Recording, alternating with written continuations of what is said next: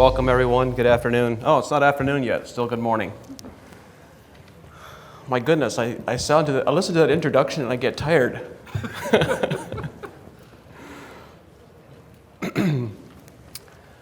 All right, well, welcome everyone. Thank you, it's quite an honor to be invited here, so thank you to the organizers who invited me, and thank you for the warm welcome and the introduction. I just arrived a little bit ago while Ray was speaking. I was over in Wisconsin yesterday, and so I didn't get to listen to many of the conversations that have happened so far this morning. But we live in a very exciting time, a very interesting time, and a very exciting time. And what is so exciting for me is that we have an opportunity today that didn't exist 5 years ago. Didn't exist 10 years ago. And one of the greatest pieces that is available to us today is information. We have such an abundance of information available about regenerative agriculture and how to implement regenerative agronomy systems that work well and that function well, that the information was much more difficult to find. It was much harder to come by even 5 years ago. But today, we can go to YouTube University. We can listen to so many great people who are doing innovative and interesting work from all over the world. And within that, when we get exposed to new ideas, new information, there's such an opportunity for us to implement that to our operations and to learn and to grow into a different space. So, I deliberately did not put a slide deck together, did not put a presentation together, because there's so many different areas and so many different topics that I could talk about. And I want to be certain to bring as much value to you and to your operations, because the reality is you didn't come here to this event to listen to me. You came to this event to see what it is that you could learn to take home to your operation and that would benefit you. And so I'd like to, let me see, what are the important questions that can help me to understand what you might benefit from? First of all, how many of you are growing crops other than corn and soybeans? Very nice. For all the rest of you, I sympathize.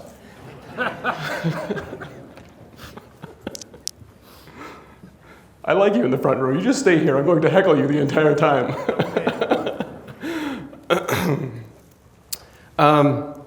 How many of you have...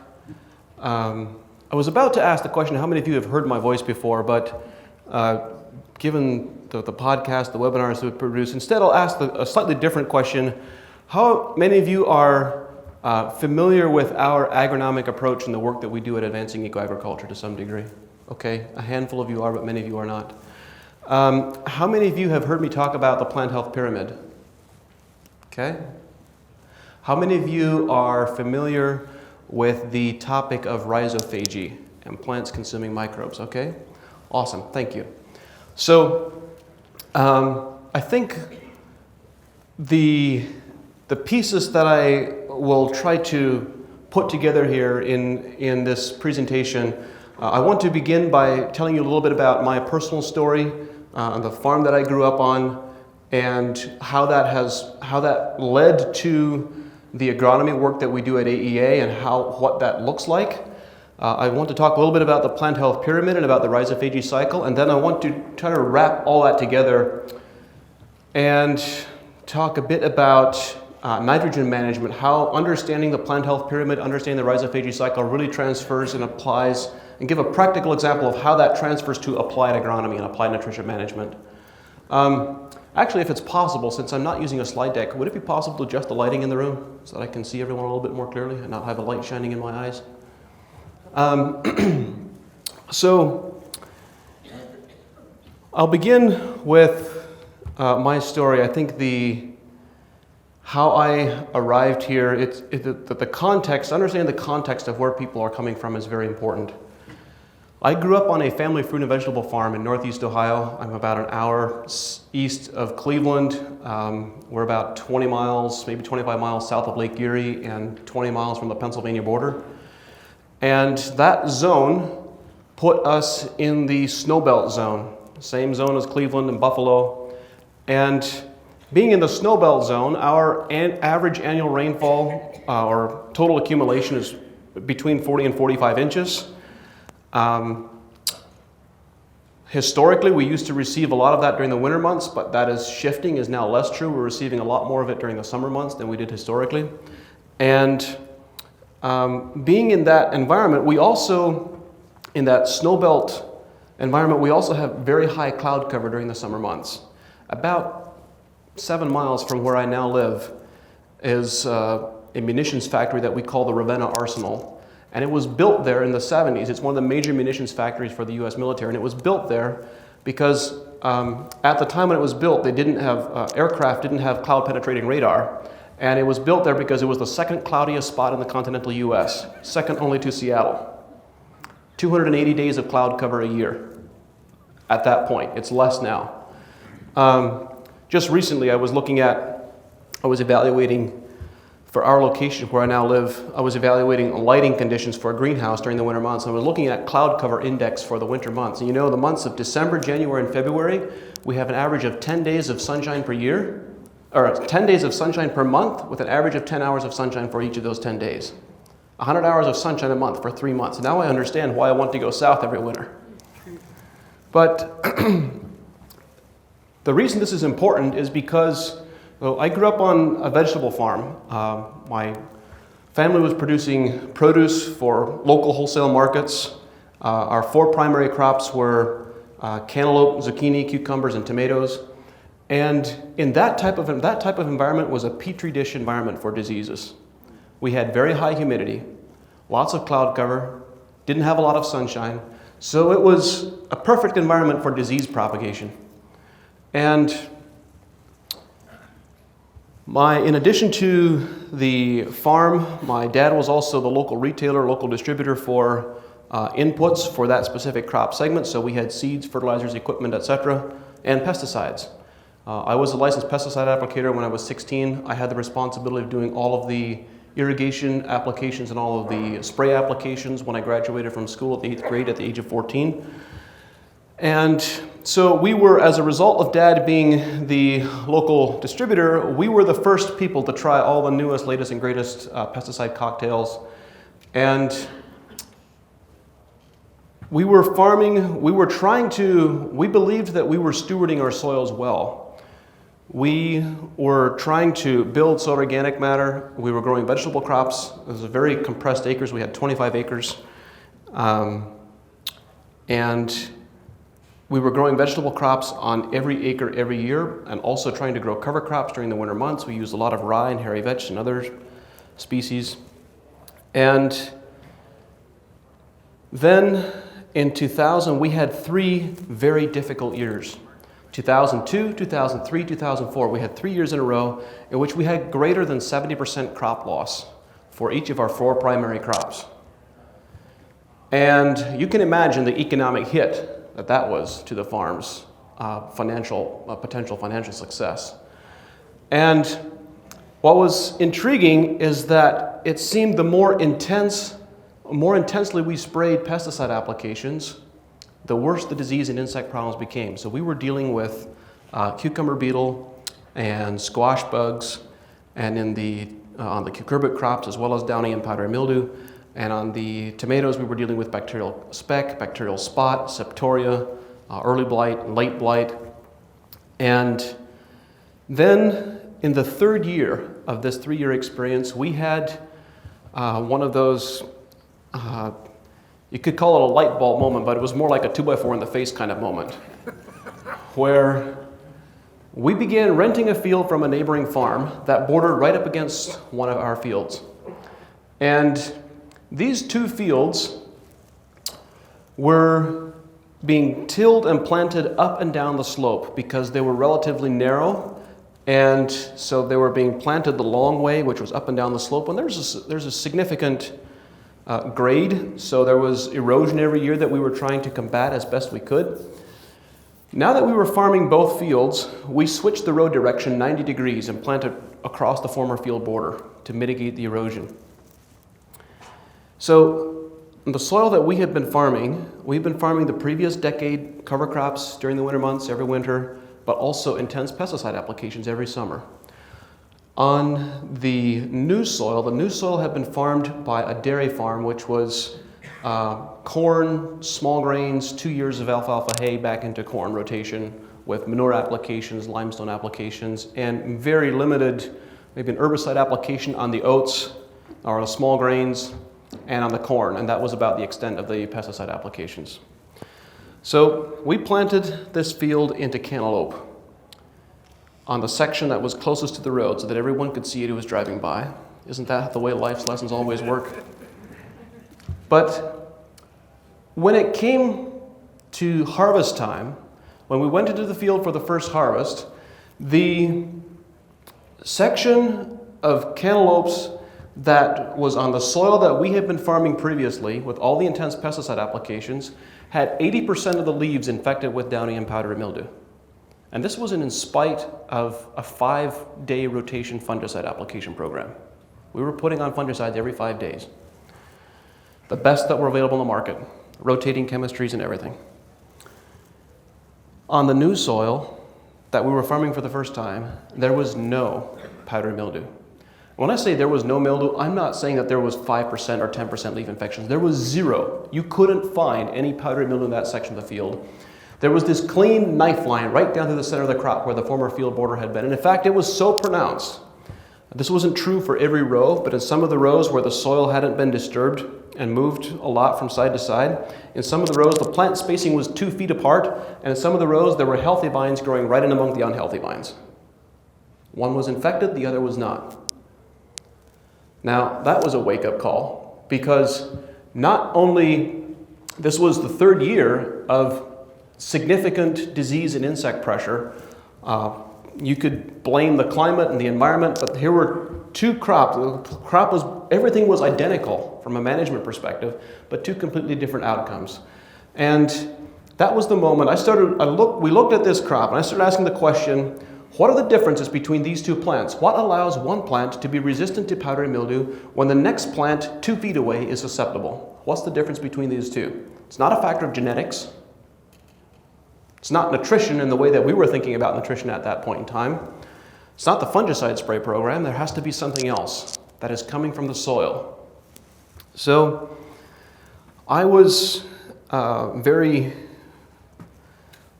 privileged from a couple of perspectives. First, I had parents who gave me permission to challenge everything, permission to ask questions, permission to just challenge the status quo. Second, we were in a small town called Middlefield, Ohio, and the Middlefield Public Library has the highest per-person book lending rate of any library in the nation, partially because it's surrounded by a large Amish community that doesn't have televisions. But the library was so awesome that they would get me any book that I asked for through interlibrary loan. I got books from all over the world. I got books from Germany on plant biophotonics. So I was able to read widely, and as a result of reading a lot, I started reaching out to people and having phone conversations and asking questions about plant immune systems and plant immunity. And what I didn't realize at the time, when I first started down this path, was there's this incredible body of work around plant immune systems, but no one was applying it to production scale agriculture. So this work was being done in botany departments at universities, and no one was talking to the agronomists about it. And so when I started asking questions about how we can apply this information to the field, what I didn't realize is that that was a kind of a shortcut for talking to some of the top plant immunologists around the world, because they wanted to have these conversations and they never got to have them.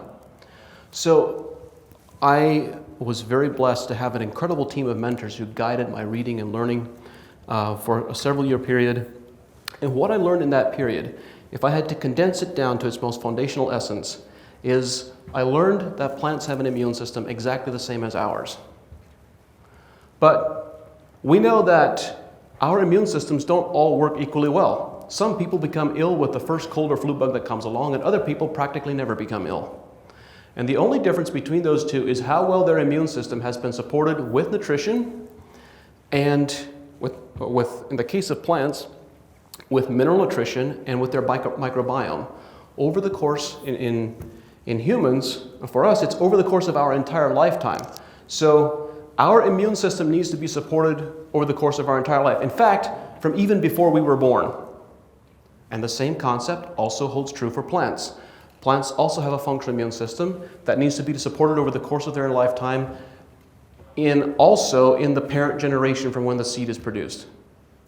So when you have plants that have functional immune systems, I could spend 4 hours talking about plant immune systems and the various pathways and how they work. But the foundational piece is that the foundation of plant immune systems rests on only two things: good mineral nutrition and a supportive microbiome. When we have those two things, here's where I'm about to say something that I was challenged on years ago, but I no longer get challenged on this statement. It is possible for plants to be 100% completely resistant to all insects, to all diseases, and to all pests when their immune system is completely supported. Now that's quite a big claim to make. That's a pretty big mouthful. But it's one that I'm comfortable making because this is no longer a theory. This is not a hypothesis. This is not something that has been documented in a series of white papers and no one has actually ever done it. We have succeeded in delivering these types of results on a scale of millions of acres on so far over 55 different crops here in North America and several more around the world. And every year, several times per year, we get approached by growers with an unsolvable problem. It might be bacterial canker on cherries, or Pierce's disease on grapes, or Gauss's wilt on corn. And the conversation is something like this: there is no known chemical treatment for this disease. There is nothing that we have that works. We have no way of solving this problem. And if you can solve this problem, you'll be a millionaire. If I've heard that once, I must have heard it 100 times. And today, I founded Advancing Eco-Agriculture in 2006. Flash forward to today. First of all, I've not become a millionaire yet from solving any of those problems. But we have not failed to solve those problems once. We haven't failed once. We have a perfect track record of being successful with all of these insoluble problems for which there is no known solution. And the reason that I haven't become a millionaire from solving any of those problems is because the answer to the problem never came neatly packaged in a jug. Never happened that way. It was always an ecosystem solution. It's always a solution of how do you manage. There's cultural management practices. You have to change different management practices. You have to change how you're managing plant nutrition. And all of that produces these outcomes. But that's too big an ask sometimes. So from this work on the farm at home, from the reading and studying that I was doing in 2006, we went completely pesticide-free on the farm, and by that point, other growers we had started making a transition in 2005. Other growers were seeing the success that we were having in our farm, started asking for support and input on how they should manage plant nutrition. And by midsummer 2006, my father told me, look, you can try to help other people with their farms, or you can try to help us on our farm, but don't try to do both of them at the same time. So that led to the starting of Advancing Eco-Agriculture as a consulting company. Our early work, the first half a dozen years, was very much focused on fruit and vegetable production and 100% grass-fed dairies. We did quite a bit of work in the dairy world.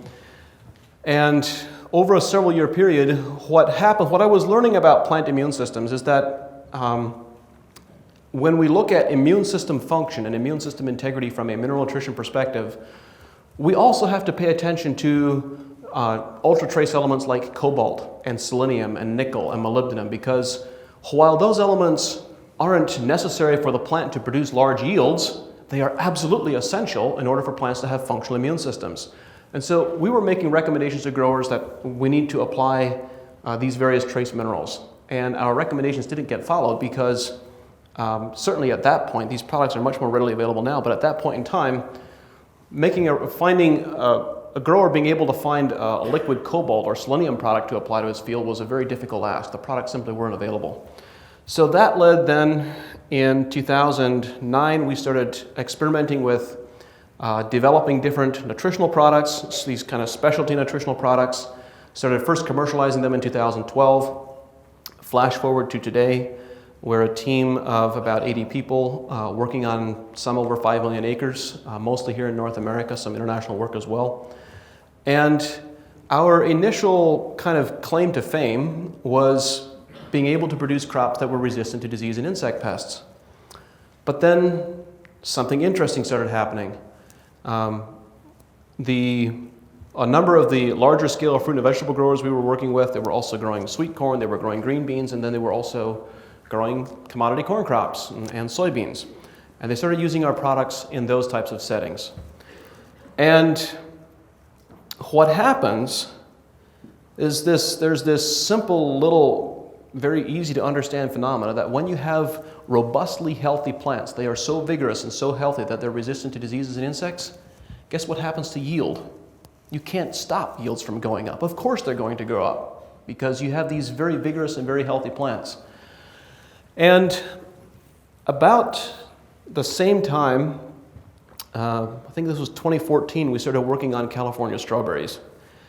And strawberries in California are amongst the most difficult environments that I've worked in. These are soils that have been fumigated with fumigants every year for the last 40 years. There's probably less microbial activity in those soils than there is on the carpeting here in this room. That's not an exaggeration. I saw some of these fields after they had knocked down the beds and they had tilled the soils in preparation for the next round of bed shaping. So these soils they're a gray-colored beach sand. And they're going through with large tillers, tilling the soil to a depth of 12 to 14 inches. And this field looks like a field of marbles. They would have made awesome slingshot ammunition. These soils were so hard and so compacted. We did this trial in our first trial on the strawberry production fields of California was 4 beds where we got a 100-foot section out of the middle of a 600-foot long bed. These were randomized across the field. And so we didn't have the opportunity to do anything in the irrigation system. Everything that we did had to be applied in the hole at planting or then with foliar applications. And so that was our approach. We put on microbial inoculants at planting. We did foliar applications probably a dozen times through the growing season. And at the end of that strawberry production period, we had some very nice yield responses. We produced, across those beds, we produced an average of a 12% yield response, which, considering this is a crop that's producing $40,000 an acre every 30 days, that was pretty significant. But then they pull the plastic off of the plastic-covered beds at the end of the growing season, and you can see our 4 test plots from 1,000 yards away because they're black instead of gray. Now, what happened? We didn't add compost. There were no soil amendments added. We didn't add any soil amendments. We simply we put on a microbial inoculant at planting and then did our foliar applications. And it's worth mentioning that our foliar applications are designed with one specific objective of increasing the plant's photosynthesis as much as possible. So what happened is these strawberry plants became such efficient photosynthesizers that they started sequestering a lot more carbon, producing a lot more sugar, and transferring that sugar out through the root system as root exudates, to such a degree that they turned the soil black that had been this gray sand. So from that and some other experiences that I had, I became very excited about the possibilities of what was possible when we grew plants with nutrition designed to optimize immune function. And the way the story looks to me, I'll just try to connect a few of these dots very quickly. First, when you have plants that have a functional immune system, not only are they resistant to diseases and insects, but also they have the capacity to transfer that immunity to the livestock and the animals who consume them as food. These immune compounds, you would recognize the names. There are tens of thousands of these different compounds, but In plain English, we call them essential oils or aromatic compounds. So when you think about resveratrol in red wine, it's known to have heart health enhancing properties. When we think about lycopene in tomatoes, anthocyanins in blueberries, these are all compounds that have been studied extensively and are known to have significant health enhancing benefits for ourselves. But these are the immune compounds that plants produce to protect themselves from ultraviolet radiation, from disease attack, from insect attack. The reality is many of these compounds have very potent antiviral, antifungal, antibacterial properties. They're the plant's arms race. The plants synthesize and produce these compounds with the intent to kill. They synthesize them with the intent to kill. They have the ability to completely disrupt and shut down an insect's digestive system, to shut down bacterial and fungal attack, on and on the list goes. So the realization that we could produce plants that were so robustly healthy that we could have a legitimate conversation about growing food as medicine is one that I found very inspiring.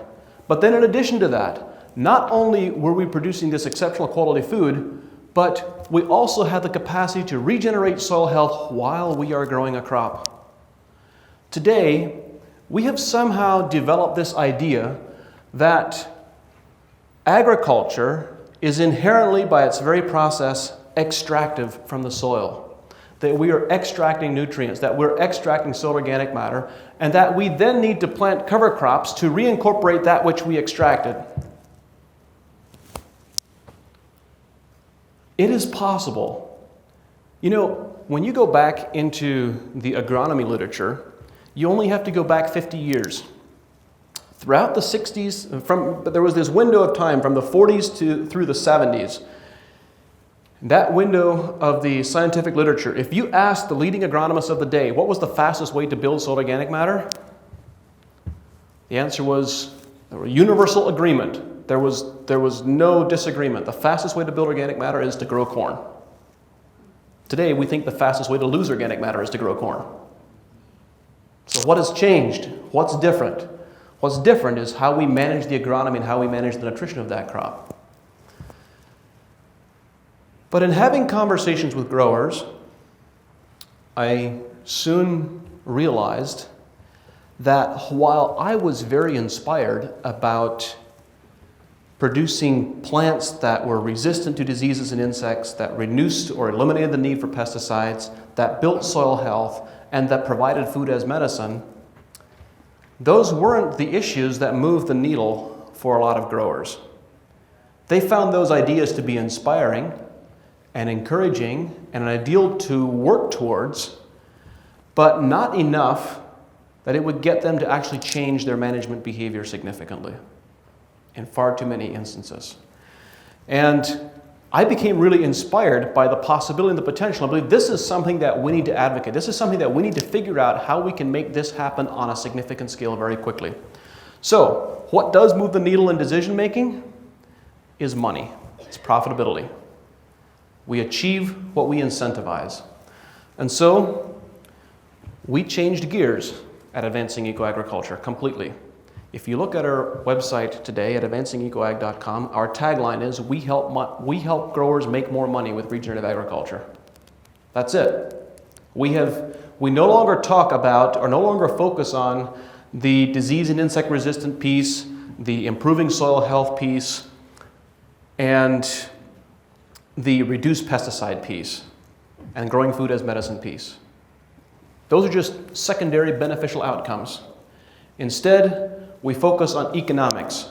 How do we help growers make more money? So this started in 2013. We began focusing on this very obsessively.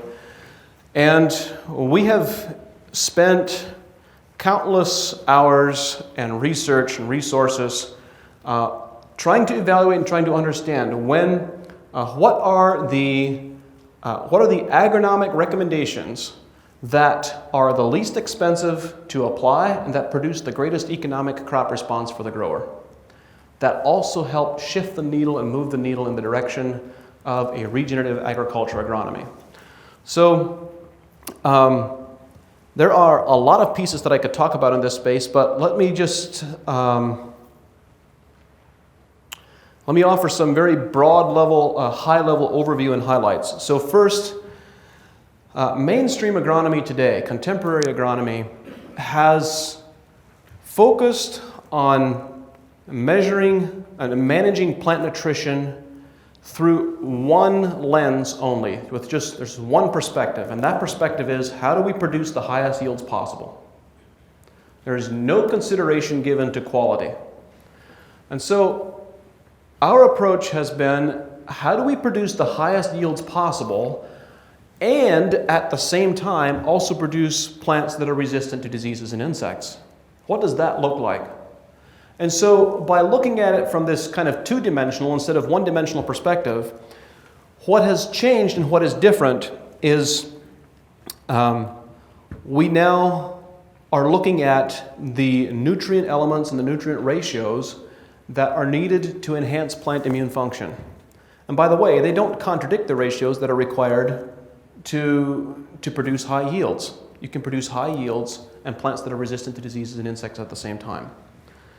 So the second major piece that is different in the way that we approach agronomy today compared to mainstream agronomy is that we focus on bringing in biology. When am I supposed to wrap? You're good. I'll let you know when you have 10 minutes left. You're good for now. How much time do I have left? About 20. About 20. All right, hit the gas. Go. So the other major piece that is different is, in our approach, is incorporating biology. The reality is there is this conundrum in growers who want to transition from mainstream agronomy to regenerative agricultural approaches, which is that we understand and we recognize that the application of synthetic nitrogen, synthetic fertilizers, the application of pesticides has a detrimental effect on soil biology. We understand that that is true. We understand that we want to reduce the applications of those types of products, but how do we do that? How do we build soil biology, and how do we supply the crop's nutritional requirements without costing us yield? And how do we manage this? The way that I think about it is we need to have an on-ramp for biological type inputs while we have a simultaneous off-ramp for pesticides, and we need to manage that and navigate that in a way that does not produce a yield drag effect or doesn't produce a negative yield response. And I think this is one of the foundational pieces. We are just beginning to be much more well known here in this part of the country, but one of the reputations that we have as a company that I'm very proud of is we do not expect to see a yield loss during a transition period. And this has been, I've gone on the record in several publications and at several events. It was just puzzling to me. I was at a regenerative agriculture investment forum. I attend many of those events, and they're having this conversation about how they need to pencil in and that we need to expect to have a yield drag, that we need to expect that we will have a yield loss when we go through a transition to regenerative agriculture. And from my perspective, if we have a yield loss, it's because of poor agronomy. It's because of poor nutrition management. Don't give the credit to a transition to regenerative agriculture for a yield loss. It's just simply because of poor nutrition management. So in our approach, we are working, because of our history, because of our background in the fruit and vegetable production world, you cannot afford to make mistakes. A strawberry crop has a revenue of $40,000 an acre a month. You had better not screw that up. And because of that, our approach has been very much based on not guessing about anything for which it's possible to measure. So we've championed the use of plant sap analysis, and the growers that we're working with, we're doing plant sap analysis every 2 weeks throughout the growing season. For our broadacre crops, we're doing 3 to 5 times a year, corn and soybeans and so forth. So we can measure and know exactly what the crop's nutrition requirements are. And the power of plant sap analysis, it is such a powerful tool that we've been able to, as we learned as we learned the tool, as we learned that technology, and we learned different crops, we've been able to correlate different diseases and insects with different nutritional profiles. So I know for certain if you are dealing with white mold on soybeans, I know what that nutritional profile looks like. It means you will have a plant that doesn't have enough sugar, that has high levels of nitrates, that has high levels of potassium, and doesn't have enough calcium. We know what that profile looks like. If you have challenges with spider mites, if you have challenges with corn earworm or corn rootworm beetle, we know exactly what that nutritional profile looks like. A plant that has corn rootworm beetle is going to have abundant levels of free nitrates and will not have enough of either magnesium or sulfur or molybdenum or some combination of those. We can see this pattern very clearly. And see these patterns across all types of different crops and diseases and insects. So this is a very powerful tool because not only do we have the capacity, now we have the capacity to predict disease and insect susceptibility into the future, and we also have the capacity to do something about it. We can prevent diseases and insects from showing up. We can prevent diseases from showing up. And we also can balance nutrition to produce higher yields. So there are so many more pieces that I would love to tie in here, but I'd like to leave some time for Q&A as well. One more piece that I'll mention, I'll talk about nitrogen management as a scenario for how we, I completely missed talking about rhizophagy. How we manage the transition. So,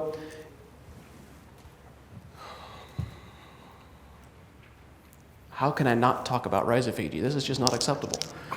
All right.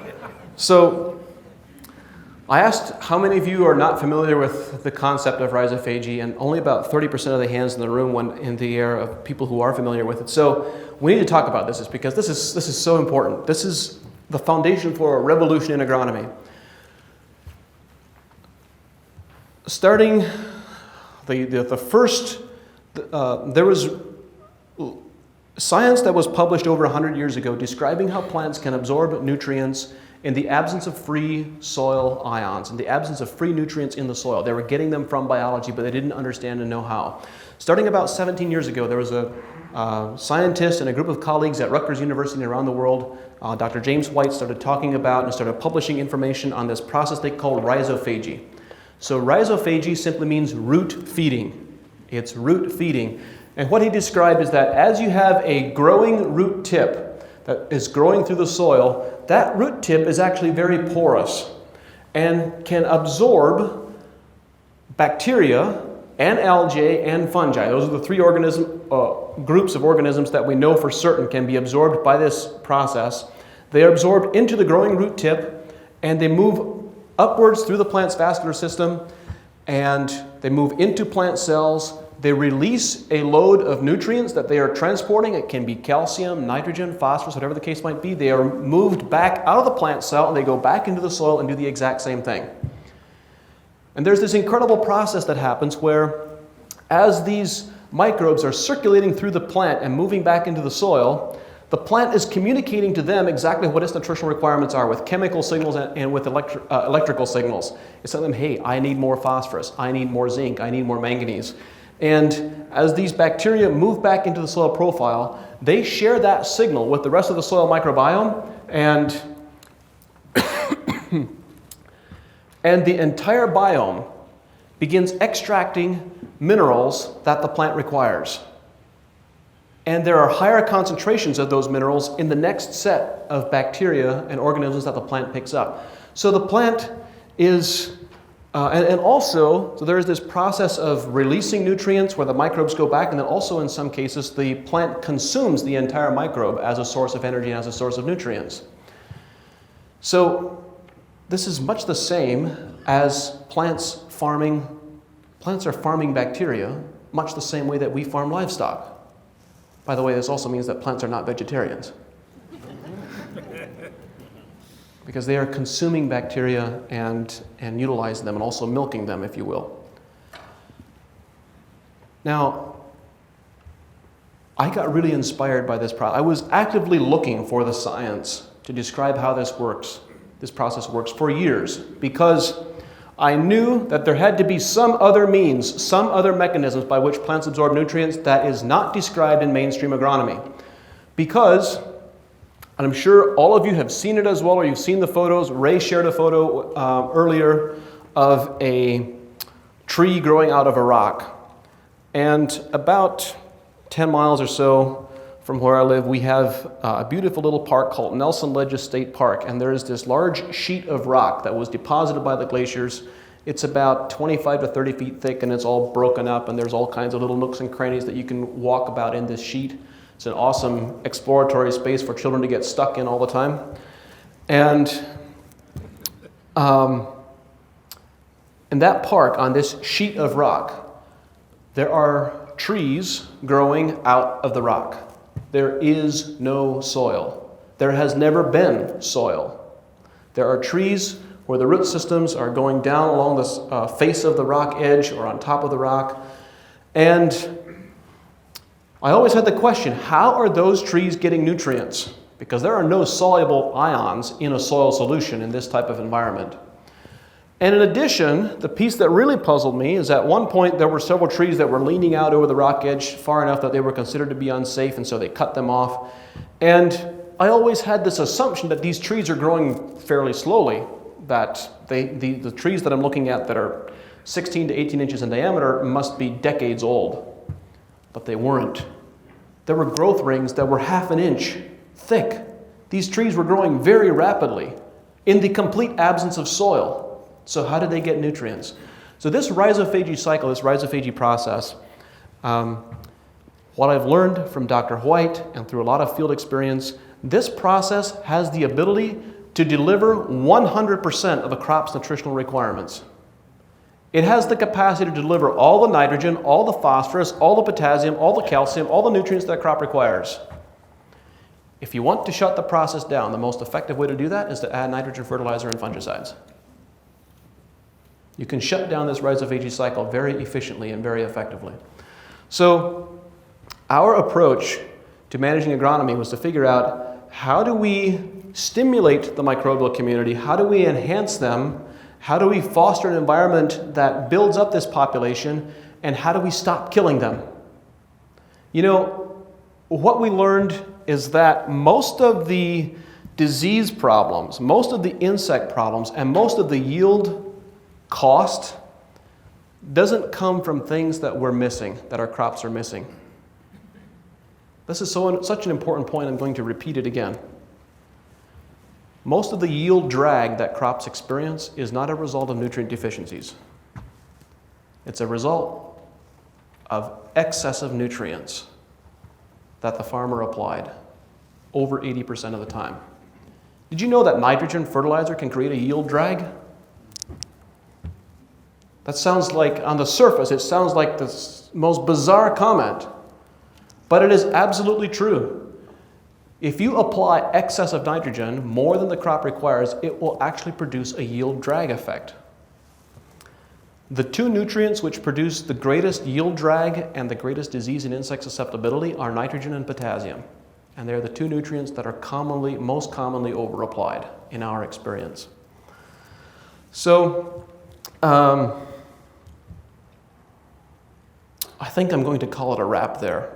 I realize now I've missed talking about nitrogen management. I'll talk about nitrogen management. So what does our nitrogen management look like today with what we have learned when we first start working with a farm and we want to take them, they want to transition to reduce inputs but to maintain yields, to improve quality.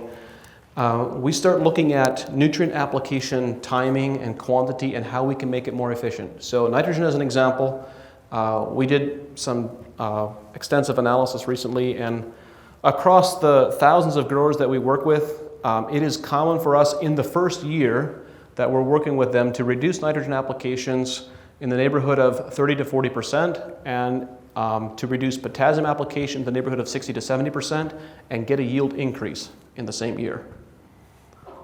That's a stat that I'm pretty proud of.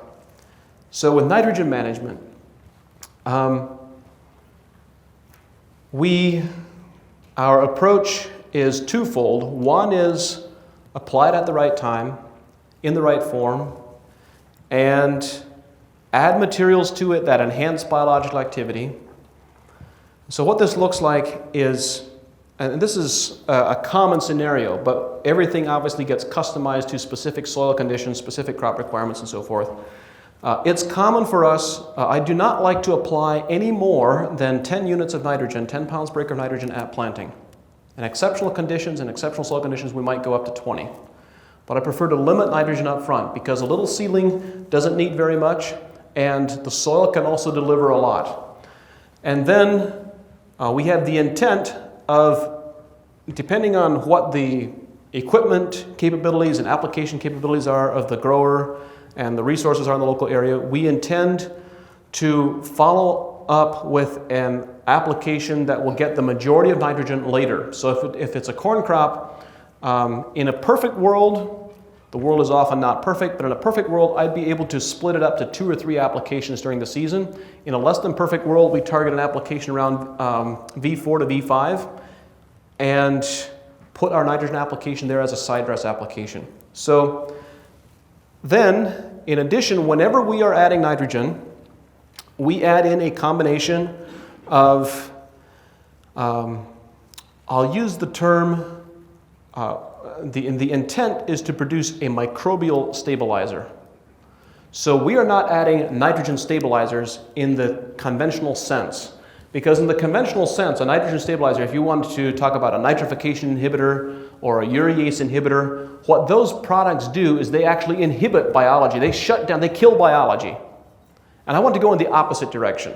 Any nitrogen that we apply, I want to be completely consumed by bacteria within a matter of days after application, as rapidly as possible. So now, all of the nitrogen that we applied is now held inside bacterial cells, which means that it's not leachable. It's not soluble anymore. It doesn't move in water anymore. So it stays in the soil, contained in bacterial cells. So what bacterial organisms in the soil need to accomplish that is, one, they need enough sulfur. So we add ammonium thiosulfate in a 10-to-1 ratio with nitrogen. We add molybdenum. And it's common for us, we use about, I forget what our chelated molybdenum is. I think it's a 4% solution. Our rebound molybdenum, we add that at a pint per acre. And we add rejuvenate, which is a biostimulant and a soluble carbohydrate source and an enzyme source that really accelerates biology very quickly and gets them started very quickly. The combination of those things, we add those. So the rejuvenate gets added to the liquid nitrogen solution at a rate of 3% of the solution. And when we add those in combination, the effect is that when that application gets added to the soil, it stimulates bacteria so rapidly that they will consume all of the nitrogen that is applied and hold it in the soil inside bacterial cells. So now you have nitrogen that is plant available, but is not leachable. And with that approach, we've consistently been able to produce, again, there's variation for different soil conditions here, but we've consistently been able to produce 220 to 240 bushel per acre corn yields with 80 to 100 units of N. Very consistently. And there's a lot more that I could talk about around nitrogen management, but that gives you an illustration, kind of an example of how we think about, we have to be very cautious. We are very cautious in not recommending, you have to earn the right to discontinue the use of fertilizers and to discontinue the use of pesticides. You can go too fast. The experience that we had on our farm in 2006, we went completely chemical free with the pesticide application free with the flip of a switch in 2006. And that was a very difficult transition. Would I do it again? For myself, probably. Would I advise that to other people? Very seldom. It's a rocky transition when you approach it that way, and you can manage it much more smoothly than that without nearly the degree of risk. So I think I'm going to pause there. If you have any questions, I'd love to talk about any questions, and also when we wrap up, actually to where you can learn more, we've tried to open source our information and what we are learning about agronomy management. We have a lot of webinars on YouTube. I host a podcast, and you can also, we've just started putting a lot of information together in written form on the blog, so you can find that at our website, advancingecoag.com. And oh